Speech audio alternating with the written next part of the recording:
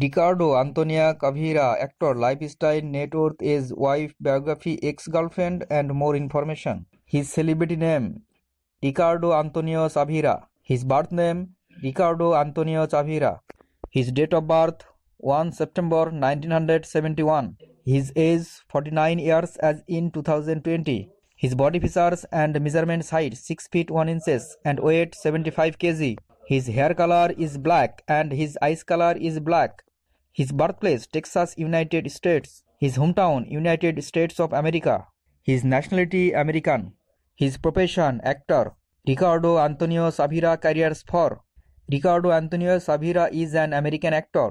He is best known for his role as Carlos Solis in the television series Desperate Housewives. He is cast to play Abraham Quintanilla in the upcoming television series Selena, the series 2020.